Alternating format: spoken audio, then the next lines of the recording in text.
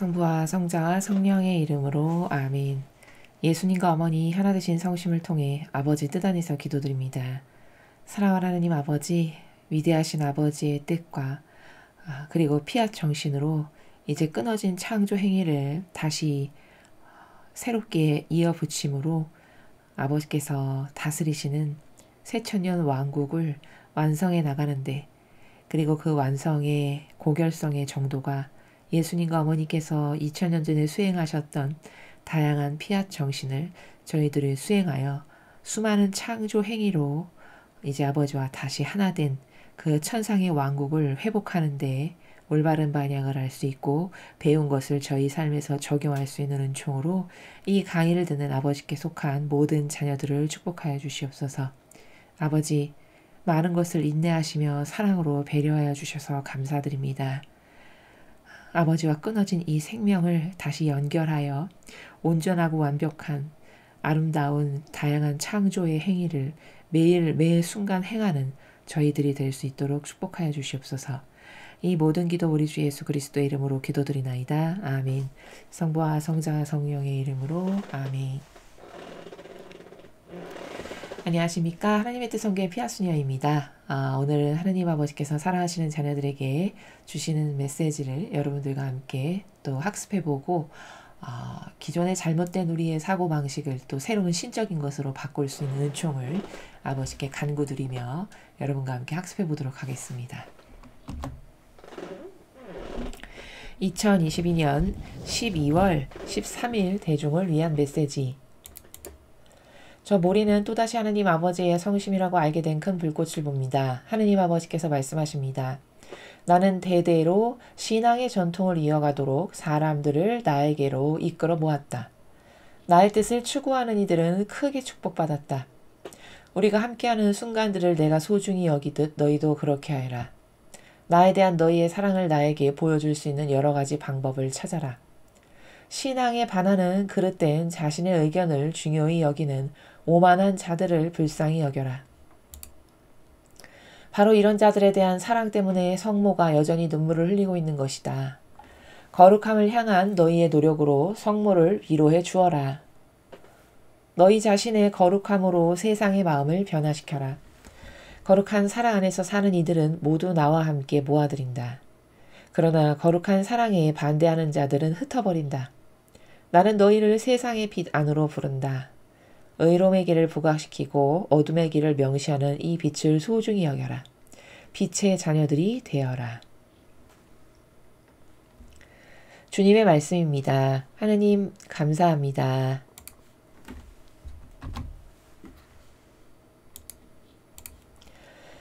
아버지께서 주신 메시지 첫 번째 줄을 보시면 나는 대대로 신앙의 전통을 이어가도록 사람들을 나에게로 이끌어 모았다. 이렇게 말씀하십니다. 그러니까 대대로라는 말씀은 천지 창조 때부터 현재에 이르기까지 늘 아버지께서 추구하시는 바, 목적하시는 바, 지향하시는 것은 아버지가 세워놓으신 신앙의 전통. 이 전통이란 단어에 오해가 있으시면 안 됩니다. 이것은 인간의 뜻이 아버지의 뜻에서 벗어나 조작해서 변질시켜서 이분법 신분질서로 만들어 놓은 그런 전통을 말씀하시는 것이 아니고 천지 창조 때 아버지께서 10개의 계명을 주셨고 그리고 그것을 더 완성되고 발전된 것으로 예수님이 오셔서 모범을 보이심으로써 우리가 막연하게 알았던 것을 좀 더 구체화시켜 주셨죠. 어떤 게 아버지의 뜻이고 어떤 게 하느님께서 기뻐하시는 일이고 이런 것을 모범을 보여주셨는데 그런 예수님의 모범을 통하여 그 예수님의 모범과 정신과 가르침이라고 하는 그것을 통해서 우리가 하느님을 더 많이 알게 된 바로 예수님께서 보여주신 그 모든 것이 전통의 근간이고 근원입니다. 그것을 이어가도록 늘 사람들을 그 아버지의 뜻, 올바른 아버지가 세워놓으신 전통으로 이끌려고 항상 노력하고 계시다라는 것이죠. 자, 그러면은 우리가 오늘 여기 첫 번째 문장에서 가장 중요한 어구는 신앙의 전통이라고 하는 단어인데 이렇게 그냥 말로 설명드리는 것보다는 여러분이 도표를 좀 보시면서 학습을 하시면 좀 더 도움이 되실 것 같아서 여기 이렇게 도표를 제가 한번 작성해 보았습니다. 제목은 변질된 신앙의 전통입니다. 현재 아버지께서 예수님의 모범을 통하여 세워놓으신 신앙의 전통이 변질되어서 어떻게 잘못된 길로 가고 있는가를 좀 대비적으로 이 화살표를 통해서 여러분이 인지하셨으면 좋겠어서 이렇게 그림을 동반해서 그렸습니다. 지금 이 화살표가 의미하는 바는요. 처음에 아버지께서 세상을 만드시고 그리고 아버지의 뜻으로 인류를 이끄셨는데 그 이끄신 올바른 길이 지금 이 화살표의 위쪽으로 향하는, 그래서 이 위쪽으로 향하는 것을 동쪽이다, 천상의 나라다라고 제가 이렇게 표시한 겁니다. 그리고 정반대인 이 반대쪽은, 아래쪽은 서쪽이고 지옥으로 가는 길이다. 이렇게 방향을 표시한 거고요. 그래서 아버지의 뜻은 이 동쪽이라고 하는 천상의 나라로 가는 길을 이렇게 쭉 펼쳐 놓으신 거죠. 이 올바른 고든 길을. 그래서 인류가 그 올바른 고든 길을 따라서 이렇게 가는데 변질되기 전에까지는 여기 한 사막의 영성, 이 사막의 영성이라는 것은 그 예전에 다양한 아버지께서 선택하신 예언자들이라든가 혹은 그 예언자들의 모범을 보고서 저게 훌륭한 아버지의 정신이고 뜻이구나 해서 사막에서 고통 가운데 아버지의 뜻을 살기를 바래서 살았던 그들이 만들어 놓았던 정신세계를 여기 사막의 영성이라고 이렇게 표현을 한 겁니다. 그런데 이 아버지께서 이끄셨던 아버지의 뜻의 그 길이 언제부터 변질되기 시작했냐면 로마가 이스라엘을 침략해가지고 그 당시에 강국인 로마가 이스라엘뿐만 아니라 주변의 나라들을 다 침략해서 이제 자기의 식민지화를 하죠. 근데 그때 그 로마가 강성을 떨칠 때 그때 이스라엘이 로마의 왕과 타협을 해가지고 우리는 그 당시에 이 교회를 로마 가톨릭이다. 그래서 이렇게 부르는데요. 그 로마 시대와 가톨릭이 타협해서 하나 됐다라고 해서 로마 가톨릭이라고 부르는데 바로 그 시절에 로마 제국이 들어오면서 그때부터 로마의 법, 그 로마의 법에 타협하고 하나됨으로써 아버지가 만들어 놓으신 법 체계는 이제 없어진, 그 아버지가 만드신 계명은 사라지고 인간의 뜻이 만든 법에 흡수돼서 변질되기 시작한 그때를 로마 제국 교회라고 이렇게 표현을 한 겁니다. 이렇게 구부러진 부분이요. 그렇게 해서 이제 지금은 하염없이 곤두박질을 치고 있는 것이죠. 근데 여기 이제 심하게 구부러져서 이제 동쪽으로 가는 것하고는 정반대의 패망의 서쪽, 악의 세력, 여기 지옥 패배라고 제가 썼는데요. 이쪽으로 점점 가는 것은 지옥으로 가는 거고 패배한 길로 가는 건데 그 길로 지금 우리가 완전히 접어들었다라고 하는 수많은 근거들을 제가 여기 오른쪽에 1번부터 7번까지 쓴 겁니다. 완전히 구부러지고 변질돼서 지옥과 패망과 패배의 교회가 돼서 오히려 아버지께 모욕과 역겨움을 드리는, 그래서 그 교회에서 더 이상 희망이 없으니 나는 열쇠를 되돌리겠다라고까지 말씀하신 그 교회가 지금 하고 있는 다양한 마귀의 행위들을 제가 이렇게 7가지로 정의를 한 겁니다. 우측에. 그 중에서 대표적인, 여러분이 눈으로 봐서도 이 교회가 진짜 망할 대로 망했구나라고 인정할 수밖에, 누구나도 인정할 수밖에 없는 게 유럽의 모든 교회가 거의 다 지금 유럽은 이 그리스도교가 다 패망한 상태죠. 그래서 패망한 유럽 교회가 또 하나의 증거다라고 이렇게 표현을 한 겁니다. 그래서 이 그림을 보시면 아까 우리가 메시지에서 들었을 때 내 전통을 이어가려고 나는 사람들을 나에게 다 이끌어 모으고 나에게 끌어들이고 있다 이렇게 말씀하신 그 전통은 바로 여기 동쪽의 천상의 나라로 향해 가는 아버지가 만들어 놓으신 10개의 계명을 근거하여 그리스도 예수님께서 오셔서 그 아버지의 뜻이 어떤 것인지 더 우리들에게 구체적으로 가르쳐주고 세우신 그분이 몸소 보이신 정신과 가르침과 모범이라고 하는 예수님께서 보여주신 전통, 곧 그것은 어디에 근거한 것이냐? 성경에 근거한.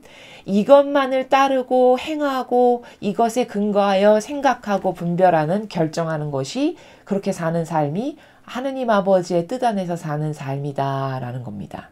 그게 바로 이 우측에 구부러지지 않은 곧은 길로 표현되는 부분을 제가 이렇게 표현을 한 겁니다. 그런데 그 교회가 여러 가지 세력과 타협하고 협력하고 동조하다 보니 이제는 구부러질 대로 구부러져서 동쪽이 아니라 완전히 지옥에 패배한 대로 곤두박질 치고 있는 그런 시대에 우리는 지금 살아가고 있죠. 이 끝자락에. 그러면 이 완전히 패망한 예수님의 정신과 가르침과 모범은 찾아볼래야 찾아볼 수 없는 패망한 교회, 그 교회가 행하고 있는 것들을 제가 지금 여기 이렇게 적어 놓았습니다. 가장 첫 번째로 여러분이 아셔야 될 게 뭐냐면 전체주의를 위해서 많은 사람들이 잘 알지 못하는 어떤 캐치프라이즈도 내걸고 교묘하게 그것을 세상에 퍼뜨리기도 해서 세상의 문화가 되게 하고 정서가 되게 하는 이런 것을 다 왜 하느냐? 인간의 뜻이 한 중심이 돼서 이제 하느님의 뜻은 폐기하고 내가 다스려야 되겠다 하라고 하는 전체주의를 하기 위한 다양한 방편들입니다. 다양한 미끼들 같은 것이죠. 깔아놓는. 그것 중에 대표적인 게 뭐냐? 종교연합이죠. 종교연합을 한 지가 벌써 꽤 오래됐다는 것을 관심 있으신 분들은 잘 아실 겁니다. 그래서 이 종교연합이라는 거는 구원이 왜 천주교에만 있냐? 저 무당한테도 있고 저기 토속신앙 이상한 거에도 있고 조로아스터교에도 있고 뭐에도 있고 다 부분적으로 다 진리가 있는 거고 어디에나 다 구원이 있는 거야. 이렇게 해서 그 모든 것을 다 수용하고 받아들여야 된다. 이렇게 해서 하느님의 뜻은 저 변방으로 내모는 그게 종교연합입니다. 그걸 왜 할까? 그렇게 해서 모두를 끌어들여서 그들 위에 우뚝 서는 인간의 뜻이 다스리는 전체주의를 하고 싶기 위한 야욕이다 라는 거죠. 그것뿐만이 아니라 해방신학이라든가 열린교회라고 하는 이런 어떤 한동안 이 한국 천주교회를 지배했던 그런 굉장히 핵심이 되는 주장이었죠. 이 거짓교회. 그리고 생명존중, 인간중심, 그리고 불쌍한 학생들의 죽음을 팔아가지고 노랑 리본 달고 나와서 마치 엄청나게 인간을 사랑하는 것처럼 코스프레를 하고 다니지만 진짜 영혼을 사랑한다면 예수님의 가르침과 정신과 모범을 가르치지 마귀의 것을 가르치는 일을 하지 않겠죠. 그렇죠? 그러나 마귀의 정신을 가르치고 마귀에게서 나온 누룩을 받아먹게 함으로써 영혼을 패망시키고 죽이지만 겉의 행세는 착한 척하기 위해서 인간을 엄청 사랑하는 것처럼 노랑 리본 달게 다니는 이렇게 해서 사람을 속이는 이런 세력이라는 겁니다. 그 다음 촛불혁명. 여러분 촛불을 맨 처음에 이 대한민국이라는 나라에 도입한 세력이 어딘지 아십니까? 그 정치 세력이 아닙니다. 이 거짓 교회의 사제들, 수도자들, 즉 자원한 봉사자들이었습니다. 그들이 먼저 시작한 것이고 그들이 시작을 하니까 그것이 발로가 돼서 정치적으로 이렇게 퍼져나간 것입니다. 이런 것을 다 왜 했을까요? 엄청나게 좋은 모든 국민이 더 잘 살고 더 번영하고 평화로운 그런 훌륭한 나라를 만들기 위해서가 아니라는 겁니다. 이것에 대해서는 제가 며칠 전 강의에서 악의 교리 그리고 하느님 아버지의 뜻이 새 시대를 준비해서 주시는 교리 그 두 개를 크게 비교를 해서 상세히 설명을 했으니까 그 강의를 들으셨으면 좋겠습니다. 그래서 이런 모든 것을 통하여 이들이 세우고자 하는 건 전체주의다. 전체주의라는 것은 한 중심에 인간이 우뚝 서서 전 인류를 다스리는 그런 체제 시스템을 구축하기 위한 것을 말하는 것이다 라는 점이죠. 그 다음 이 패망한 교회가 또 주장하는 게 그리고 행하는 바가 뭐냐면 성경에 없는 이분법 신분질서를 교묘하게 만들고 성도들까지 그거를 따르라고 은연중에 강요하죠. 그렇죠? 대놓고 강요하면 반감이 드니까 그렇게는 못하고 은연중에 강요한다는 건 어떤 거냐면 그 이분법 신분질서가 마치 당연한 것과 같은 정서를 만들고 문화를 만들면 되죠. 그러면 저렇게 하는 게 맞나 봐. 여기서는 저렇게 하는 게 옳은 것인가 보다 해서 나도 모르게 따라하게 되는, 이것이 교묘한 겁니다.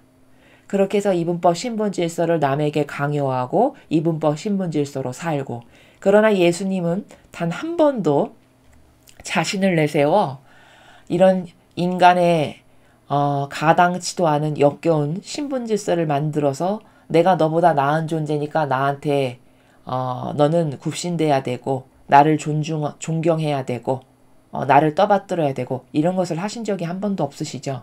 오히려 나는 많은 일을 섬기러, 모든 일을 섬기러 왔다. 이렇게 말씀하시면서 제자들에게 너희도 나를 본받아서 내 양들을 잘 돌봐라, 그들을 섬겨라, 이런 것을 가르치신 모범이셨습니다. 완전히 다르죠. 또 이 변질된 신앙의 전통이 만들어 놓은 것 중에 또 하나가 뭐냐, 인간의 뜻이 조작해서 만든 제도 전통을 마치 올바른 제도와 전통인 것인 양 끊임없이 쇠뇌를 하여 끊임없이 누룩을 먹여서 그 문화와 정서와 분위기에 젖어들어서 살아가는 사람은 그것이 올바른 제도와 전통인 것으로 응당당연하게 여기게 하는, 이게 인간의 뜻이 조작해서 만든 제도 전통입니다. 이 인간의 뜻이 조작해서 만든 제도 전통은 과거 예수님께서 오셨을 때도 바리사율법 학자들이 이미 그것을 세워놓고 그것 위에 군림하는 자로서 살아가니 예수님이 그때 말씀하시죠. 이 회칠한 무덤, 이 도둑과 강도, 또 너는 양의 그 가죽을 벗겨서 옷에 입고 양 젖을 짜먹으면서 그들을 위해서 손가락 하나 까딱하지 않는 존재다. 이렇게 말씀하셨습니다. 그 세력을 그대로 거짓 교회가 이어받아서 사람만 달라졌을 뿐이지 세력의 특징, 그리고 그 세력의 교묘함은 더할 나위 없이 교묘해져서 지금 사람들이 악에게 속고 있어도 속는다라고 생각조차 하지 못할 만큼 그렇게 교묘한, 유려하고 착해 보이는 친절로 다 뒤덮고 있는 것이죠. 그 인간의 뜻이 조작해서 만든 제도 전통을 따르라고 강요하고 그것이 맞다라고 은연중에 받아들이게 하는 이 교묘함. 그 다음 네 번째는, 이 변질된 신앙의 전통의 네 번째는 뭐냐, 교부하기 성경을 능가하는 것으로 가르치죠. 이 교회가.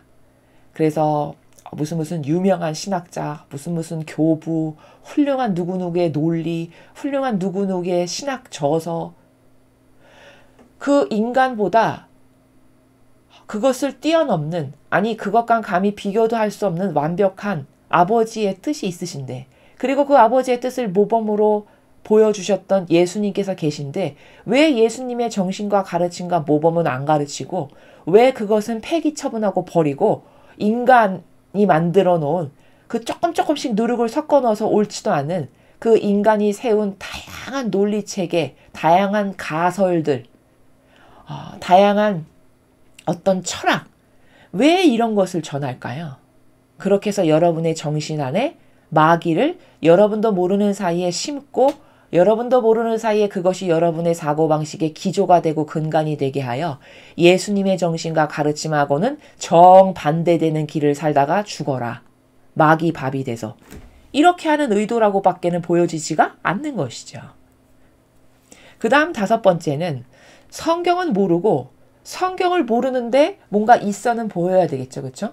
그리고 존경과 존중은 받아 보이고 그럴듯해 보이기는 해야 되겠으니 뭐를 전하기는 해야 되겠죠. 그래서 전례를 가르치고 전통을 가르치고 행사만을 강조하는 겁니다.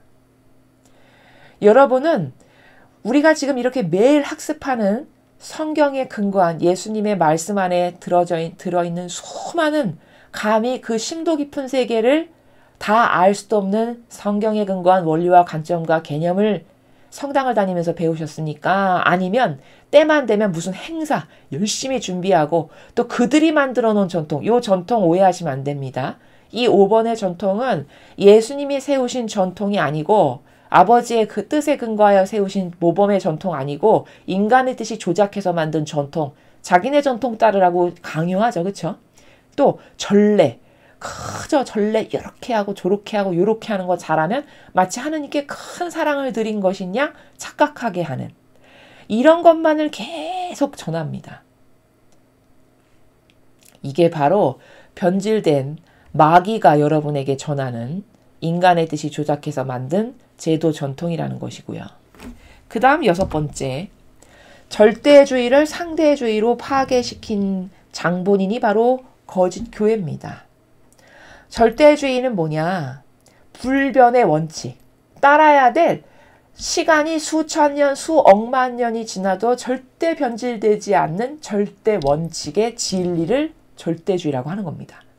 근데 그 절대주의를 다 파괴시키고 상대주의가 오라, 이게 더 우선시돼야 돼, 아니 세상이 변했어, 이러면서 상대주의를 교회뿐만 아니라 세상에도 퍼뜨려 나가지고요. 지금은 어떻게 되죠? 다 사람들이 상대주의가 옳고 더 마땅한 거라고, 타당한 거라고 여기죠. 그렇죠? 근데 이 절대주의와 상대주의의 단어조차도 똑바로 이해하지를 못하기 때문에 단어를 이해하는 데 있어 오해가 있어서 그런 거거든요. 인간이 인식했을 때 절대주의 그러면 거부감부터 들죠. 왠지 나를 감옥에 가두는 사고방식 같고, 뭐 옥죄는 사고방식 같고, 마치 16, 17세기, 18세기의 절대 왕정의 왕권주의가 너 이거 안 하면 죽인다, 당연히 너는 복종해야 돼 라고 명령하는 그런 것을 절대주의로 여긴다는 거죠. 요즘 시대의 사람들이. 근데 여기서 말씀드리는 절대주의라는 것은 그런 것이 아닙니다. 전혀 다른 이해예요. 완전히 잘못 이해한 것이고요. 이 6번의 절대주의라는 단어는 진리가 절대주의에 근거한 정신세계라는 건데, 그것이 정말 퍼펙트하고 좋은 거고 완벽한 거라는 것은 왜냐? 여러분, 기준이 이때는 이렇게 적용되고 저때는 저렇게 적용되면 그것은 불만을 가질 수밖에 없고 그건 옳은 것이 아니죠. 그렇죠? 근데 누구나 따라야 될 기준이 2000년 전이나 5000년 전이나 현재나 똑같아. 그럼 그건 신뢰할 수 있고 퍼펙트하고 완벽한 거고 만족스럽죠. 그리고 거기엔 불공정이나 불합리가 있을 리가 없잖아요. 왜? 변덕스럽지가 않고 늘 항구하니까. 그러면 당연히 이 절대주의에 근거한 진리는 누가 들어도 아, 너무 만족스럽다, 너무 퍼펙트하다, 너무 완벽하다, 이렇게 하고 오히려 좋아하고 그것을 더 열렬히 추구하고 갈구해야 되는 정신세계가 맞는 거거든요. 그렇지 않습니까? 그런데 절대주의를 제가 지금 좀 전에 앞에서 설명한 것처럼 그렇게 너의 영혼을 옥죄고 너를 감옥에 가두고 아무것도 못하는, 마치 이렇게 밧줄로 똑똑똑똑똑똑 동여매가지고 이렇게 한평생 가만히 있어야 되는 그런 것으로 여기게끔 오해를 누가 불어넣으냐? 교회가 불어넣죠. 그렇죠? 그렇게 해서 사람들이 다 이거 절대주의는 시대에 뒤떨어지는 거고 시대착오적인 사고방식이고 왠지 이 발전된 신세대하고는 안 맞는 이런 것으로 오해하게 만든 게 교회입니다. 아버지의 뜻 진리를 인간이 따르지 못하고 살게 하려는 마귀의 술수죠. 계략이고 책략이고. 그러나 사람들이 깨닫지 못하여 올바르게 이해하지 못하는 겁니다. 반면에 여기 상대주의라는 거는 이 단어에서도 알 수 있듯이 누구의 의견이나 다 일리가 있는 거지. 네 말도 옳고 네 말도 옳고 너 말도 옳아. 이런 거죠. 그렇죠? 이거는 따를 질서를 다 파괴시키는 주범입니다. 그리고 언제든지 타협과 협력과 동조와 이렇게 해서 무질서를 조장하는 사고방식이 상대주의입니다. 근데 사람은 상대주의를 좋은 것으로 여겨요. 마치 존중받는 느낌이 들죠? 상대주의? 너도 옳고 네 말도 일리가 있고 그래 네 말도 일리가 있지. 존중받는 느낌인데 나를 존중해 주는구나. 이것은 그 정도로 인간이 어리석다라는 반증입니다. 상대주의는요, 따를 기준이 없고 근거하는 게 없고 그러니까 언제든지 변질될 수 있고 타협이 가능하고 너한테는 이렇게 잴게, 너한테는 이렇게 재고 내 멋대로 내 맘대로 재는, 이게 자체가 상대주의라는 것 자체가 무질서한 마귀적 사고방식입니다. 그런데 다 상대주의를 교회가 도입해와요. 그러니까 열린 교회, 해방신학, 누구나 다 존중받아야 됩니다. 인간의 존엄성은 누구에게나 존귀한 겁니다. 그 인간의 존엄성이 누구에게나 존귀한 겁니다라는 말이 틀린 것이 아니라 그것을 끌어다가 인용하고자 하는 그자의 의도가 사악한 거라는 거죠. 저희가 여러분에게 드리고자 하는 말씀은 그 명제가 틀린 것이 아니라 인간의 당연히 누구에게나 인권은 존중돼야 되고 소중한 게 맞죠. 그것이 잘못된 게 아니라 그 명제를 끌어들여서 무엇인가를 주장하고자 하는 그의 의도가 사악하다는 겁니다. 이해되시죠? 의도가 뭘까? 절대주의를 처절히 철저하게 파괴하기 위한 의도로 그럴듯해 보이고 모두가 동감할 수밖에 없는 명제 하나를 딱 따다가 가지고 와서 야, 우리는 이런 존재야. 이렇게 착하고 인간을 존중하고 사랑하는 존재야. 이 관점으로 봐주세요. 하고 자신들의 야욕인 전체주의와 그리고 마귀의 뜻을 인간에게 받아들이게끔 하는 요런 교묘한 술책을 사람이 마귀의 전략을 모르면 속아 넘어갈 수밖에 없다는 것입니다. 그래서 진리는 절대주의다. 절대주의는 인간을 구속하고 강압하고 억압하고 겁박하는 것이 절대 아니라 따라야 될 원칙이 늘 불변이기 때문에 누구에게나 공평한 원칙이 적용되는 것이며 바로 그 절대주의가 퍼펙트한 거고 완벽한 거다. 그리고 따라야 될 질서가 있다는 것은 너무나도 좋은 겁니다. 왜냐? 여러분 질서가 정확한 질서가 없으면 이 인간의 그 자기밖에 모르는 야욕과 그 사욕과 욕망을 어떻게 컨트롤할 수 있습니까? 그렇지 않습니까?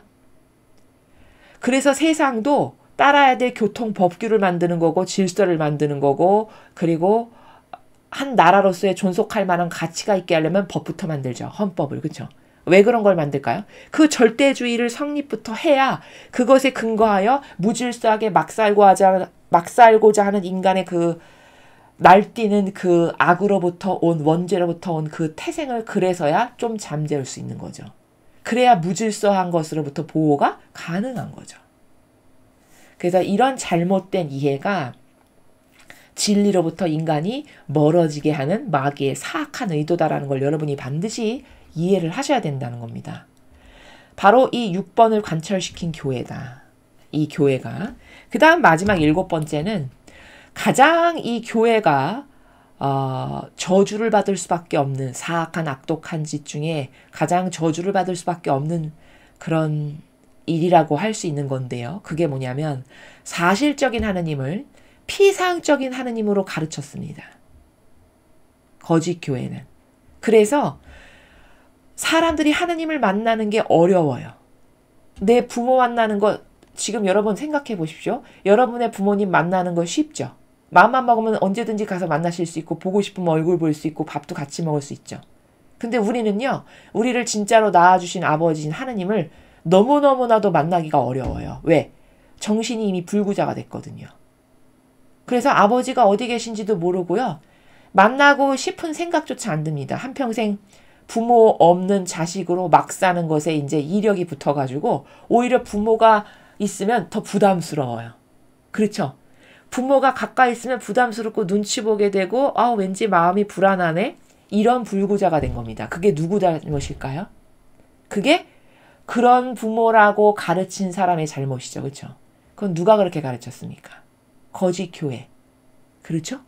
이교도의 거짓 교회가 수천 년, 수백 년을 하느님은 그렇게 막연한 존재, 피상적인 존재, 감히 우리 같은 사람들은 만나볼 수도 없고 저기 높은 직함과 권한을 가진 사람들도 만나는데 70년 걸렸고 기도 한번 들어주시는데 2년 걸렸대. 아유, 나 같은 사람은 만날 수도 없구나. 이렇게 해서 모든 것을 다 닫아버리고 막아버린 거죠. 그렇게 해서 내 부모님조차도 쉽게 만날 수 없는 이런 불구자가 된 존재. 그게 우리의 지금의 처지입니다. 얼마나 가련한 처지가 됐는지를 아시겠습니까? 어찌 보면 정말 우리는 불쌍한 거예요. 내 부모조차도 내 손쉽게 만나서 그분과 통교하고 왜 이런 거 있죠? 인간의 정서 중에. 뭔가 힘들면 부모님한테 가서 가슴에 파묻혀서 엉엉 울고 싶고 기대고 싶고 의탁하고 싶고 뭐 이런 게 있잖아요. 그러면서 거기서 마음의 안식도 느끼고 위안도 느끼고 뭔가 이렇게 토해냄으로써 마음도 시원해지고 이런 사랑이나 위로나 이런 것을 다 누구한테 받죠? 부모님에게서 받죠. 그렇죠? 가장 친밀감 있고 사랑하는 존재로부터 받죠. 그럼 그렇게 되어야 할 존재가 바로 부모님이신 하느님 아버지시라는 겁니다. 근데 여러분 하느님 아버지라는 단어를 들으면 그렇게 푸근하고 언제든지 만날 수 있고 그냥 내가 속삭이기만 하면 바로바로 알아들을 수 있고 소통이 되고 그러신가요? 그런 분도 있겠지만 대다수의 신도들은 대다수의 성도들은 하느님을 일평생 죽는 그날까지 단 한 번도 못 만나고 그냥 인생을 마감하는 분도 숱하게 많습니다. 그럼 그들의 권리죠. 그렇죠? 자녀된 권리잖아요.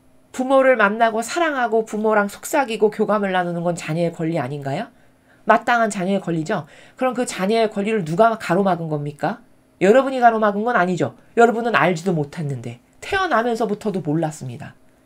오히려 태어나면서부터 거짓교회가 이런 거야 가르쳐주면 그냥 순종한 거예요. 순종하다 보니 길이 들었죠. 그렇죠? 이상한 타성이 배고 그래서 이제는 내 부모님을 만나고 싶은 마음조차도 안 드는 불구자. 이게 얼마나 불쌍하고 가련한가요? 그렇게 만들었다는 거예요. 제가 지금 7번에 쓴 내용이 그거죠. 사실적인 하느님, 차라리 아무것도 안 배우고 안 들었으면 마음 안에서 금방 아버지를 만나고 그분께 위로도 드리고 말씀하시는 것도 들을 텐데 그게 너무 어렵고 안 돼. 왜? 여태까지 수십 년 동안 마귀가 이렇게 1번부터 7번까지 짜놓은 프레임 안에 살다 보니 이게 다 나의 사고방식이 됐네. 그래서 물길이 똑바로 안 흐르는 거죠. 돌멩이 큰 걸로 가운데 확 막아놓으면 물길이 잘 흐르나요? 물길이 오는 것마다 부딪혀서 쫄쫄쫄쫄쫄쫄 이렇게 흘러나갈 수밖에 없죠. 그렇죠? 지금 우리가 딱 그런 처지라는 겁니다. 그렇게 사실적인 하느님을 피상적인 하느님으로 가르쳐가지고 내 진짜 아버지는 찾지도 않고 오히려 나에게 그런 마귀적 사고방식을 전달해 놓은 그 거짓 교회에게 가서 우상 숭배를 하고 있는 이런 처지입니다. 이게 얼마나 불쌍하고 가련한가요?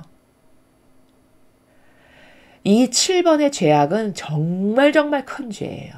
이 죄악을 저지른 그 당사자는 정말 그 죄악에 대한 대가를 처절히 받을 겁니다. 어느 누구도 부모와 자식의 관계를 그렇게 끊어놓을 자격은 아무에게도 없는 거거든요. 이 세상도 그렇죠. 그렇죠? 근데 얼마나 사랑 가득하신 그 사랑이 넘치시는 아버지가 우리를 그렇게 사랑해서 아름답게 얼마나 사랑하셨으면 아버지를 닮은 모상으로 유일하게 창조해 놓으셨거늘 그런 아버지와 하나 돼서 모든 것을 공유하면서 살라고 만들어 놓으셨는데 지금 우리가 공유하면서 삽니까? 소통이 되길 합니까? 아버지하고 하나 돼 본 적이 있습니까? 자식으로서 그런 거 다 누려야 될 마땅한 권리죠. 그렇죠? 그 권리를 하나도 누려보지 못한 겁니다. 그 죄악을 그 죄악의 씨앗을 과연 누가 뿌렸냐는 거죠. 이런 게 다 지금 1번부터 7번까지 제가 여러분에게 설명드린 이게 다 뭐냐? 원수의 뜻, 적그리스도의 뜻입니다.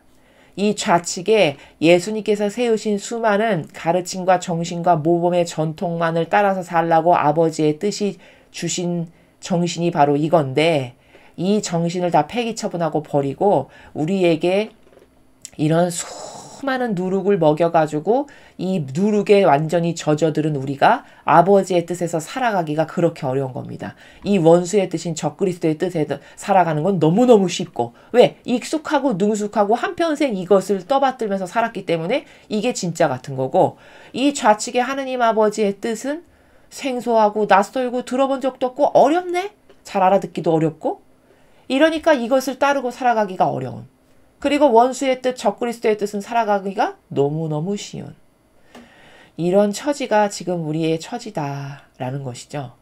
그래서 변질된 신앙의 전통이라는 거는 좌측에 파란색으로 써놓은 것이 원래 고유한 아버지가 세우신 신앙의 전통, 하느님 아버지의 뜻인데 변질되기가 이루 말할 수도 없이 변질돼서 지금은 지옥의 끝자락에 거의 닿을 만큼의 패배의 수준인 시대에 살아가고 있는 우리로서 그 마귀의 뜻, 적그리스도의 뜻은 이렇게 다양한 프레임 가운데 우리를 가둬놔서 변질된 이 모든 것이 신앙의 전통이구나 라면서 믿고 살게끔 우리를 여태까지 인도해 왔다라는 것이죠.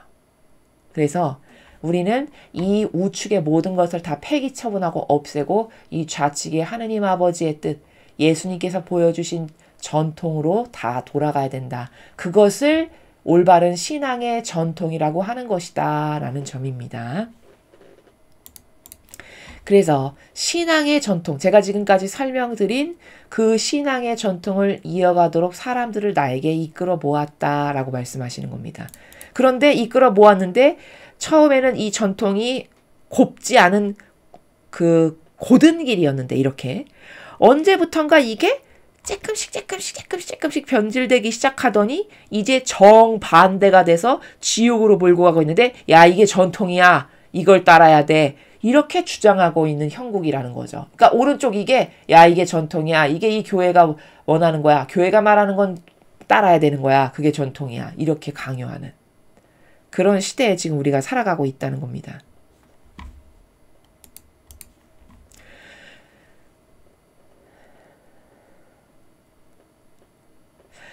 나의 뜻을 추구하는 이들은 크게 축복받았다. 예수님과 성모님의 가르침과 모범을 따랐던, 여기 나의 뜻을 추구한다는 것은 다른 말로 표현하면 예수님과 성모님의 정신과 가르침과 모범을 따르고 살았던 사람들은 다 크게 축복받았다는 겁니다. 축복받기는요, 다 박해받아서 죽고 매받아서 죽고 다 비참하게 죽던데요. 그거는 유물론적으로 봤을 때는 그럴 수도 있겠죠. 그러나 아버지가 말씀하시는 축복은 비단 유물론적인 축복만을 말씀하시는 것이 아니기 때문에 사실 축복이라는 것은 근원적이고 본질적인 것이 더 큰 축복이다. 제가 다른 강의에서도 말씀을 드렸죠. 천상의 나라에서 이미 그들은 평화를 누리고 안식을 누리며 하느님 아버지를 배우며 살아가고 있는 그런 축복을 받은 것이죠. 지상에서 못 받았다면. 우리가 함께하는 순간들을 내가 소중히 여기듯 너희고 그렇게 하여라. 자, 아버지께서 지금 우리가 라고 하셨어요. 하나 된 자녀들에게 말씀하시는 거죠. 우리라고 표현하셨다는 것은 아버지 뜻에 하나 된 자녀들. 아까 그림의 좌측에 파란색으로 제가 표시한 하느님 아버지의 뜻만을 따르고 살아가는 그 자녀들. 그렇게 우리가 함께하는 순간들을 내가 소중하게 여기듯. 여기서 함께하는 순간이라고 말씀하신 것은 구체적으로 이런 겁니다. 제가 다른 데서 말씀드렸는데 뇌가 아버지라고 한다면 이 뇌가 컨트롤 센터고 굉장히 중요한 부분이죠. 우리 육신에서 제일 중요한 부분이라고 한다면 그럼 이 뇌가 아버지신 거고 이 다른 몸의 다양한 지체는 나인 거예요. 그래서 그 아버지가 뭔가 명령을 내리시고 원하시는 것이 있으면 몸은 알아서 자발적으로 함께 뇌의 의지에 따라서 행하는 행위. 이게 바로 우리가 함께하는 순간이라고 말씀하시는 메커니즘의 나라다라는 겁니다. 그때 동원되는 게 바로 피앗이라고 제가 설명드렸죠. 그렇죠? 뇌가 뭘 원해. 명령을 딱 내려. 그럼 팔이 뇌가 명령 내린 대로 이렇게 뻗죠. 이때 이 팔은 피앗하고 뻗는다는 거예요. 그 아버지의 말씀에 그 뜻이 바로 저의 뜻입니다. 저는 그 뜻에 자발적으로 제 원의로 순종합니다 해서 피앗하고 이렇게 뻗는다는 거죠. 이게 하느님 아버지와 우리와의 변질되기 이전의 관계였다는 겁니다. 근데 지금 말씀드렸죠. 이게 다 끊어졌다고. 이런 신경계가 끊어져서 뇌가 아무리 명령을 내려도 팔이 명령을 듣지 않는 탈구된 상태. 천상의 책에 그런 단어 많이 나오죠. 탈구된. 그게 바로 여기에서 나온 똑같은 메커니즘적 원리입니다. 탈구된 거는 이미 신경계가 끊어져서 아무리 명령을 내려도 얘가 자기 멋대로, 팔이 자기 멋대로 하고 싶은 대로 하는 거죠. 지금 인류와 하느님의 관계가 그런 처지라는 겁니다. 피앗이 전혀 발해지지 않는, 그 발해지지 않는 피앗을 완벽하게 돌린 분이 성모님이셔서 그렇게 성모님이 위대하신 거예요. 이해되시죠? 그래서 여기 함께하는 행위라는 거는 함께하는 순간이라는 것은 그렇게 뇌와 지체인 몸으로서 일사불란하게 함께 창조하는 다양한 행위들. 그게 함께하는 순간이라고 아버지께서 표현하신 거고요. 그것을 소중히 여기신다는 거죠. 왜? 드디어 함께하면 창조가 일어나죠. 그렇죠? 뇌가 원하는 것을 손이 뭔가 하면 창조의 행위가 일어나죠. 그렇죠? 뇌가 저것 좀 가서 들어야 되겠다 무거운 것을 생각하면 내가 몸이 걸어가서 무거운 것을 들어다가 이쪽에다 옮겨놓죠. 그럼 창조의 행위가 일어난 거죠. 이렇게 뇌와 육신이 하나가 돼서 창조가 일어나기 시작하니까 다시 말해 탈구된 내 팔이 다리가 제자리를 이제 드디어 찾으니까 소중히 여기듯 이렇게 말씀하시는 거예요. 드디어 내 뜻에 의해 움직이는구나, 내 자녀들이. 그러니 소중히 여기실 수밖에요. 드디어 피앗이 작동하기 시작하는구나. 그러니 소중히 여기실 수밖에요. 그렇죠. 그런 나라입니다. 그렇게 여기듯 너희도 그렇게 여겨라. 너도 그렇게 나와의 관계를 소중히 여기고 그 피앗으로 나의 창조 행위에 함께 동참하렴. 이런 말씀이죠. 그러니까 여기 너희도 그렇게 하여라라는 것은 조금 더 고도적인 차원으로 말씀드리면 이런 거예요. 우리 인간 안에는 하느님께서 맨 처음에 우리를 만드셨을 때 변질되기 이전에 우리는 아버지가 쉬실 수 있는 안식의 장소가 있었을까요? 없었을까요? 있었습니다. 바로 지금은 안식의 장소를 다 내 자아로 메꿔버린 상태죠. 그렇죠? 내가 원하는 무질서적인 내가 좋아하는 수많은 것들로 다 뒤덮어버린 상태죠. 그것을 이제 다시 복귀하고 회복해서 우리 안에 하느님께서 천지 창조 때부터 안식을 누리기로 되어 있으신 그 태초의 공간은 열려라. 이렇게 명령을 해서 아버지 이제 제 안에 그 태초의 공간이 다시 회복됐으니 제 안에서 안식을 누리고 쉬세요. 요렇게 돌아가게 하는 것. 이것을 자발적으로 원하여 아버지께 그런 안식의 공간이 제 영혼이 되길 원합니다 해서 그런 자발적 의지로 아버지께 회복시켜드리는 것. 그게 바로 너희도 그렇게 하여라 라고 말씀하시는 행간의 나라라는 겁니다. 나에 대한 너희의 사랑을 나에게 보여줄 수 있는 여러 가지 방법을 찾아라. 여러 가지 방법을 찾으라는 건 하나님을 사랑해서 여러분이 각자의 위치에서 행하실 수 있는 다양한 희생, 사랑의 표현, 뭐 극기가 될 수도 있고 기타 등등, 그쵸? 이런 것들을 찾아서 하나된 존재로서 부모와 자식 간에 하나된 존재로서 사랑 표현을 하는 건 당연하지 않습니까? 그렇죠? 여러분도 부모님과 자식 혹은 연인 간에 사랑하면 사랑하는 표현을 당연히 하지 않나요? 그 사랑하는 표현, 다양한 표현을 여러 가지 방법을 좀 찾아보렴이라고 말씀하시는 행간의 나라죠. 신앙에 반하는 그릇된 자신의 의견을 중요히 여기는 오만한 자들을 불쌍히 여겨라. 자, 신앙에 반하는 그림으로 설명하겠습니다. 오른쪽 7가지에 여전히 빠져 있어서 이게 옳은 거야, 이게 맞는 거야 라고 주장하는 이 오른쪽에 1번부터 7번까지를 맹목적이고 맹신적으로 아직도 따르는, 즉 원수의 뜻을 따르고 적그리스도의 뜻을 따르면서 살아가는 그 영혼들의 영혼들을 불쌍히 여겨라 이렇게 말씀하시는 것이죠. 그게 바로 신앙에 반하는 그릇된 자신의 의견이 제가 표에서 오른쪽에 7가지를 적어 놓은 것들이 그런 것입니다. 바로 이런 자들에 대한 사랑 때문에 성모가 여전히 눈물을 흘리고 있는 것이다. 왜냐? 성모님은 영혼을 불쌍히 여기시죠. 겉에 보이는 육을 보고 판단하시는 게 아니라, 그러니까 그 영혼이 그렇게 계속 살다가 패망해서 지옥으로 갈 걸 어머니는 다 보시겠죠. 본질의 나라에서 사시니까. 그러면 제가 말씀드렸지만 영혼 하나가 지옥 가서 패망하면 똑같은 영혼은 2번 다시 못 만들어서 아버지는 그토록 슬퍼하시는 거다. 그 영혼 하나 손실되면 영원히, 예를 들어 손가락이 이렇게 10개 있어야 정상인데 이 새끼손가락이 잘못돼서 죄를 지어서 지옥을 갔어요. 그럼 이걸 잘라버리잖아요. 그럼 이 잘라진 손가락을 대신해서 다른 손가락을 붙일 수 있냐? 없다는 거예요. 그냥 잘라진 채로 그만이라는 겁니다. 그렇게 영혼이라는 존재가 소중한 겁니다. 똑같은 걸 다시는 만들 수 없다는 게 그런 뜻이거든요. 그러니까 눈물을 흘리시는 거예요. 그 불구자로 계속 남는 거죠. 그렇죠? 다시는 소생할 가능성이 없는, 그러니까 눈물을 흘리신다는 거죠. 거룩함을 향한 너희의 노력으로 성모를 위로해 주어라. 그러니까 너희 어머니께서 그렇게 패망할 영혼들이 무수히 많은 것을 보고 가슴 아파서 눈물을 흘리고 계시니까 깨어있는 너희가 거룩함을 더 많이 구현해서, 어떻게 구현하는 건가요? 성모님을 담고 예수님을 담는 거죠. 그렇죠? 그 거룩함을 구현해서 어머니께 많은 위로를 드리거라. 어머니의 마음이 저렇게 아프시니, 잃어버리는 자녀들 때문에 저렇게 많이 우시니까 네가 그런 어머니의 마음에 위로를 드리고, 어머니 제가 있지 않습니까?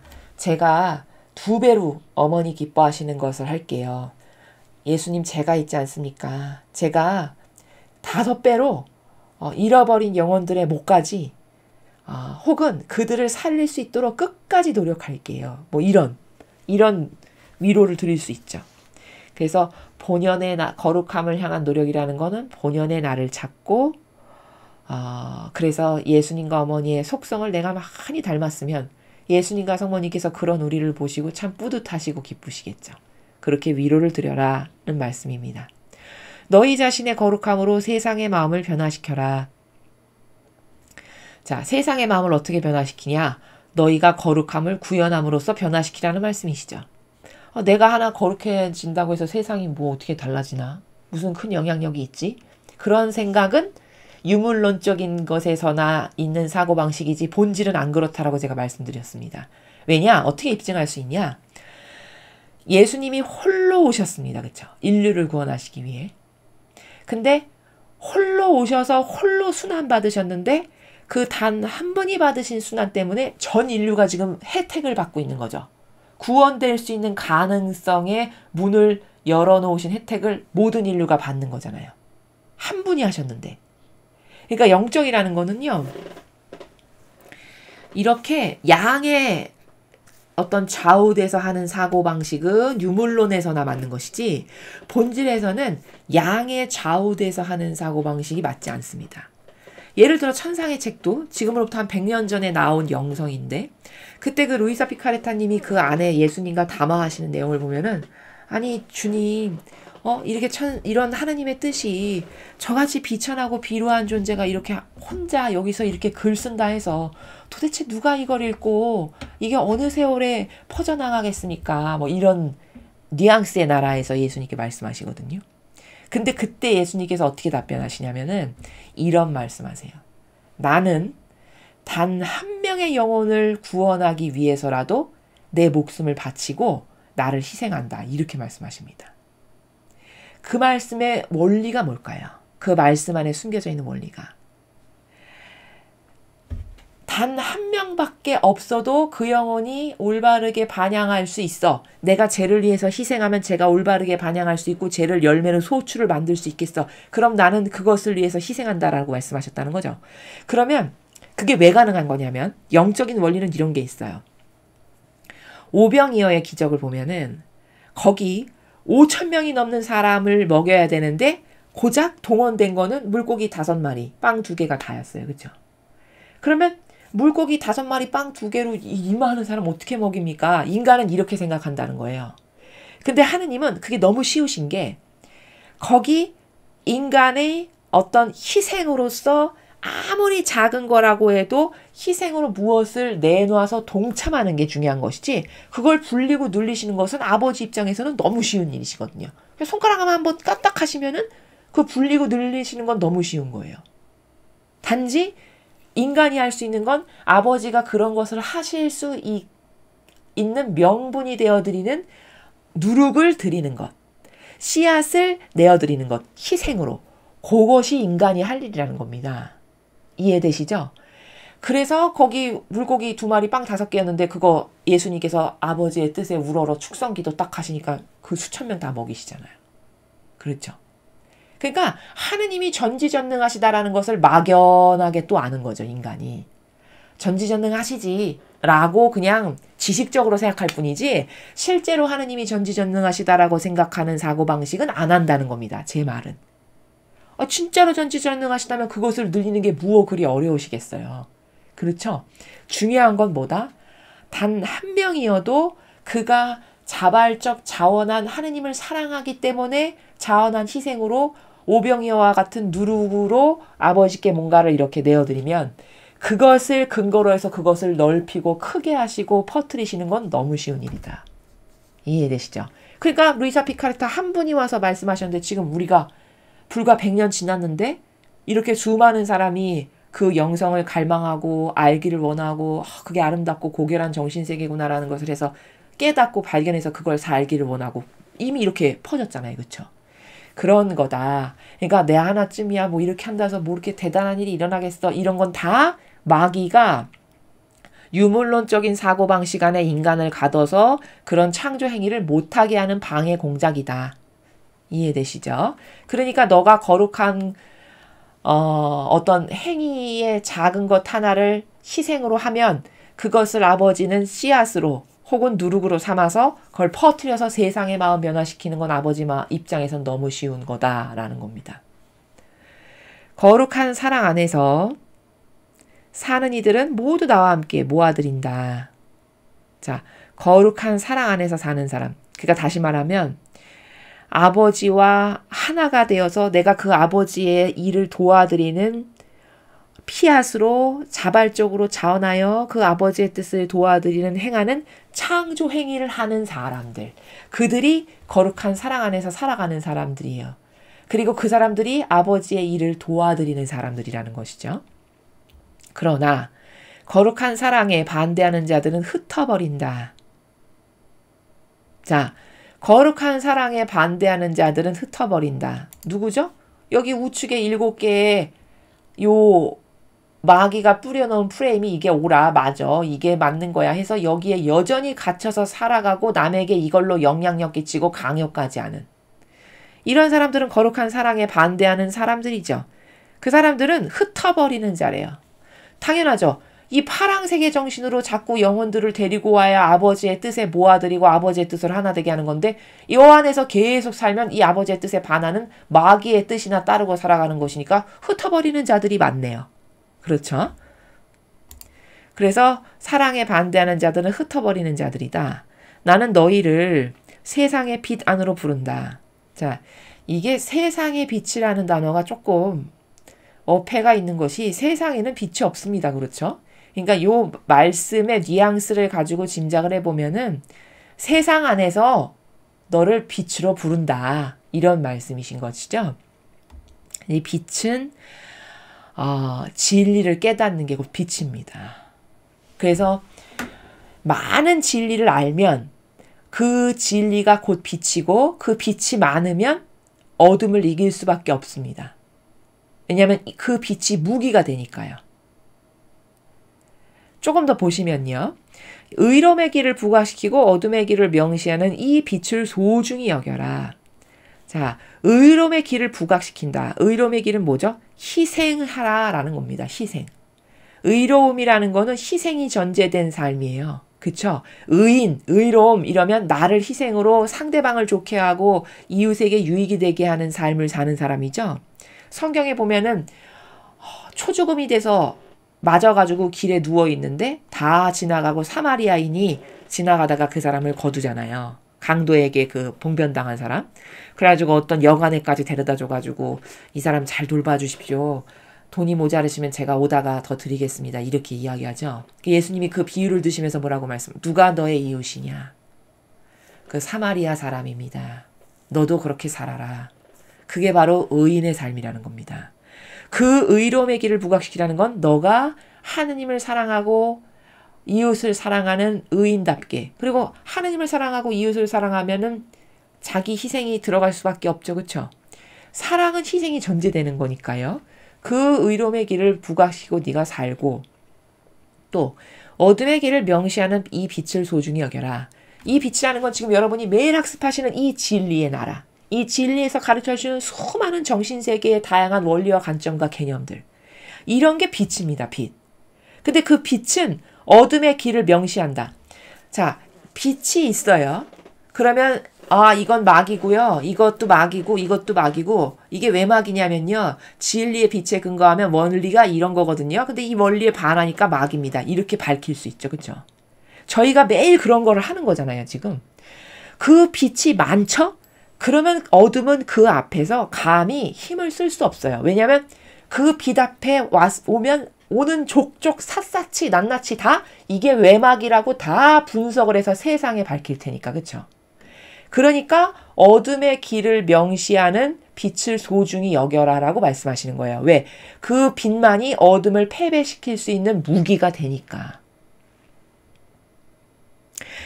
다시 말해 어둠의 길을 밝혀서 보여주는 무기가 빛이니까 그 어둠의 길을 명시하는 빛을 너는 소중히 여기거라. 그래야 마귀와 싸워 이기고 마귀에게 속지 않죠. 그렇죠? 빛의 자녀들이 되어라. 이렇게 말씀하셨습니다. 이 빛이 곧 무기인데 세상적으로 제가 비유를 들면은 더 쉽게 이해하실 수 있을 텐데 이런 겁니다. 뭐 청문회나 무슨 국회에서 그 국회의원들과 그 법무부 장관이 이야기하는 걸 이렇게 보면은 그 장관이 굉장히 논리적으로 반박을 잘하죠. 아, 이거는 이렇게 해서 이래서 잘못된 거고, 본인은 그렇게 안 하셨는데 이런 건 이렇게 했으면 잘못된 겁니다. 이렇게 어떤 논리적 팩트를 가지고 와서 반박을 하면서 이야기를 하니까 상대가 거기에 반박을 못하니까 막 승질만 내잖아요. 막 책상을 꽝꽝 친다든가. 그게 왜 그러냐면 미천이 드러나기 때문에 할 말은 없고 그런데 분하기는 하니까 저급하고 저열한 자기의 성격을 그렇게 드러내는 거죠. 그러면 그 상황을 이렇게 보시면 거기서 칼 갖고 싸우나요? 아니죠. 그때 무기가 뭡니까? 그가 가지고 있는 지식이죠. 지식. 그렇죠? 저것이 왜 거짓인지를 밝힐 수 있는 어떤 법적인 많은 지식들. 그게 그의 무기죠. 마찬가지로 빛이 어둠을 명시하는 것이니까 너는 빛의 자녀가 돼서 그 어둠에게 속지 않고 어둠을 이기는 자녀가 되라. 이 말씀인데 우리도 마찬가지죠. 우리가 진리를 많이 알면 알수록 어둠은 여러분에게 다가가서 여러분을 점점 속이기가 어려워져요. 그래서 진리를 배우는 이유 중에 하나가 바로 그래서입니다. 잘난 척하거나 남이 모르는 걸 내가 아니까 난 남보다 이렇게 우월해. 이렇게 생각하는 분은 없겠지만 혹여라도 그런 요만큼의 마음이라도 갖고 계시는 분이 계시다면 그것은 지극히 잘못된 거죠. 그것은 마귀에게 속고 있는 겁니다. 또한 이 빛의 세계는요. 세상적 지식하고 좀 다른 게 뭐냐면요. 세상적 지식은 주로 보여지고 드러나는 것에 국한돼서 입증을 할 수 있다면요. 이 진리의 빛이 왜 무섭냐면요. 진리의 빛은요. 그 사람이 말하지 않고 있는 마음속 생각 있죠. 음흉하게 가지고 있는 어떤 배알 같은 거 있죠. 그런 것까지도 다 드러낼 수 있어요. 심지어 입증하고 설명도 가능합니다. 무서운 거죠. 이래서 칼날이고 성경에 보면은 골과 술을 가른다고 하죠. 그래서 진리의 빛이 골과 술을 가르는 겁니다. 그 사람이 아무리 말하지 않고 속이고 숨기려고 해도요. 그 사람의 의중과 의지까지도 어떤 작은 행동 하나, 눈빛 하나를 통해서도 입증이 다 가능해요. 진리의 빛은요. 이래서 진리가 위대한 거고 그 진리의 주인이신 아버지가 그래서 위대하신 거예요. 그래서 아버지 진짜 위대하십니다. 아버지 정말 매력적이세요. 퍼펙트 하시구나. 진짜 우리 아버지는 멋있으시구나. 이렇게 할 수밖에 없는 건 그 빛의 주인이 아버지시기 때문에 그렇습니다. 그래서 여러분이 진리를 자꾸 배우시다 보면은 점점 날카롭고 예리하게 분석을 할 수가 있어요. 아까 제가 서두에 그 도표와 그림을 가지고 좌우를 대칭적으로 해서 비교해 분석해서 말씀드렸죠. 예를 들면 그렇게 분석을 하여서 상대로 하여금 혹은 악으로 하여금 인정할 수밖에 없는 백데이터를 대는 거죠. 봐라. 이렇고 이렇지. 여기서 벗어난다라고 아니라고 말할 수 있는 증거를 그럼 대라. 이렇게 되는 거거든요. 증거 못 대죠? 그럼 그게 당연한 사실로 되는 거죠. 그렇죠? 이렇게 분석을 하고 골과 술을 가르고 속마음의 의지까지도 잡아내서 그 의지도 빼어서 입증할 수 있는 게 진리의 빛의 세계이기 때문에 여러분이 진리를 자꾸 많이 들으셔서 여러분의 것으로 만들어서 영리하고 똑똑하고 지혜롭고 슬기로운 그런 영혼들이 되셔야 그래야 악의 세력에게 안 속고 세상에 나가서도 어떤 사기꾼에게 당하지 않고요. 그리고 뭔가를 분별할 때도 선택할 때도 굉장히 탁월한 분별과 선택을 할 수 있게 됩니다. 이건 다 아버지가 자녀들에게 주시는 선물이죠. 왜냐하면 그 근원이 아버지시니까요. 그래서 여러분이 자꾸 진리를 갈망하시고 그 빛을 갈망하시고 그래서 그것이 여러분의 사고방식이 되도록 자꾸 기도를 하고 청언을 드리고 그러면 그럴 때마다 그 빛이 나에게 마치 웅덩이에 물이 언제 고였는지 모르겠는데 인정할 때마다 제가 물이 고이면서 그러면서 하느님과의 교감이 더 자연스러워지고 빈번해지고 그 교감의 어떤 감도가 더 세밀해지고 내밀해지고 이런 거라고 말씀을 드렸는데 그렇게 되어서 여러분이 이제 더 이상은 악의 세력에게 속지 않는 그런 여러분이 되셨으면 좋겠습니다. 이상으로 2022년 12월 13일 대중을 위한 메시지 해설을 마치겠습니다. 감사합니다.